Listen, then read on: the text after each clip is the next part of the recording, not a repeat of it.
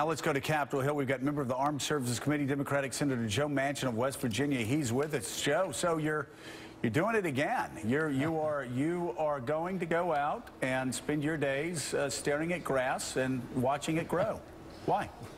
Joe, you know, if we're going to change this country, we're going to change it right here, and it's going to have to be all of us working together. You know, I had to make a tough decision in 2010 when then Senator Byrd passed away, and we had the state in good shape. You know, I was the governor at that time, and it was a job that I truly thought was fulfilling, and worked hard at it. We had a lot of success, brought people together, put the state first, put politics second, made things happen. I thought, well, we can bring that common sense approach.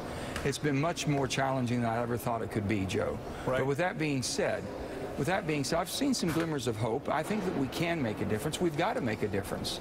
You know, whether it's our foreign policy all over the world, involved every place that you may think of, right, places we shouldn't be, and then having an energy policy, getting our financial house in order, and just truly bringing America back to greatness. But Joe, that sounds great, but you've been trying to get things done. I mean, we've talked. Yeah. Time and time again over the past 5-6 years, and it's been one frustration after another. What's the biggest thing you've been able to achieve on Capitol Hill? I think, Joe, some bipartisanship. If one thing you look at we've ever achieved, you know, we have the greatest drug problem in the world right now in the United States of America. West Virginia is plagued by prescription drug abuse. It kills more West Virginians than anything else. We were able, just one little thing, Joe, we were able to change Vicodin and Lortab, and basically from a Schedule 3 to a Schedule 2, right, which will save millions of lives. So I can see one little movement here that I can change and hopefully save a lot of Americans' lives. But yeah, make a big difference. Let me ask you this, Joe. Do you have hopes? And I know you're a Democrat. I'm a Republican. I've been very critical of my party when I needed to be critical of my party. I'm wondering, though, are you hopeful that things might start working a bit more better now that Harry Reid is not running the Senate? Well, first of all, Harry's a good man, okay? His leadership and the things he thought would work did not. So with that, you just move on. The bottom line is, Joe, you and I are both Americans first. I think we put our country before we put our political party or our politics.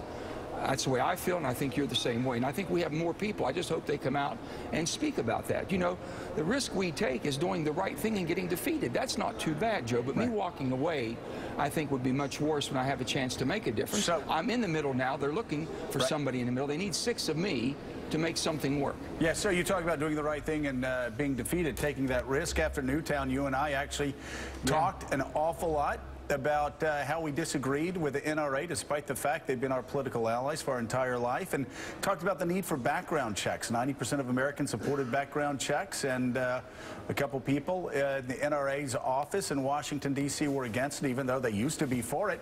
And you caught a lot of flack in your district and your state for that. Are you going to campaign supporting background checks in 2016? Joe, it makes sense. You know, for me to dodge, it would have been easy for me to just keep quiet on that, coming from a gun cultural state, and not saying a word and getting the wrath of anybody. But the bottom line was, it made sense. Treat me as a gun person that I am. Treat me as a law-abiding citizen. Don't look at me that I've committed a crime just because I own a gun, like to go shooting and hunting. On the other hand, I'm going to make good gun sense decisions. I'm not going to sell to strangers. And if I go to a gun show or on internet, I want to know who that person is, or vice versa. That still makes sense. It made sense then. It makes sense now. What do you hear from people in West Virginia? I mean, because certainly, again, I had a 100% rating of the NRA. The NRA supported me time and time again. Had a lot of people, though, after Newtown, when I came out strongly for background checks, they all called me up, said, hey, listen, we've been hunting since we were 5-6 years old with our daddies, and we all agree with you. We don't want terrorists or people who have committed sexual assault to be able to walk into a gun show and get a gun. What are you hearing in West Virginia? Joe, I still believe that the people, and basically I'm still an NRA member, I'm still a lifetime member, I didn't throw my card away and this and that. I'm hoping it gets back to what it was designed to be. Gun safety, promoting the sport of gun in outdoor and nature, everything that was good about it. It got caught in big business. You got people on the further side of the right that was pushing them. They're trying to fight and not lose memberships. But the bottom line is, I think good, honest, responsible gun owners are thirsting for someone that'll just say in some organization, we're going to do it and do it right. It's going to be gun safety. We're going to teach our young people how to get involved. It's a sport. It could be family-oriented. There's so many good things about it, but we have to do it and do it responsibly. responsibly. So I just hope they don't get driven away. So, Joe, let's talk about what's the one big issue. I don't want to make this all about guns, but Sure. since that's something that we talked about before, I think it's going to be fascinating to see what the NRA and others do in 2016 against you.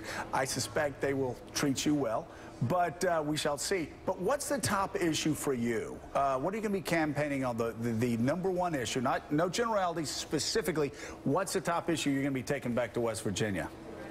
Drug abuse. It's just, Joe, it's devastating my state. Wow. It's killing families. It's basically destroying. I go to schools and little 12 and 11, 12, 13-year-old boys and girls come up and they're crying. They're telling you they can't even go on the streets. They're telling you their family's been decimated because their daddy got hooked, their mommy got hooked on pain pills. And we've got to change this, Joe. This drug culture we have, it is killing America. And it's definitely a #1 killer in West Virginia. That's the thing I can do, maybe make a difference and change some things and save some people's lives. You know, Joe, it's something that we just don't hear enough about. No, it's not a sexy thing, Joe. My son went to the University of Alabama and had an extraordinary experience. But over his 4 years there, he lost maybe 5, 6 friends and acquaintances, people at the top of their classes. And it wasn't heroin, it wasn't anything else. It was prescription drug abuse. Came out of the medicine cabinet. Of their mom and dad. Came out of their mom and dad's medicine cabinets. But, Joe, the bottom line is you don't hear anybody running for president talking about the #1 killer in America.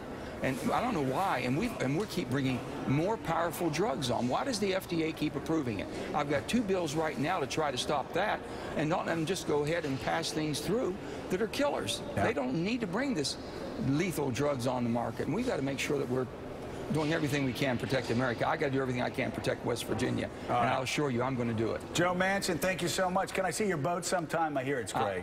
We can't wait to have you all down. We really can't. Okay.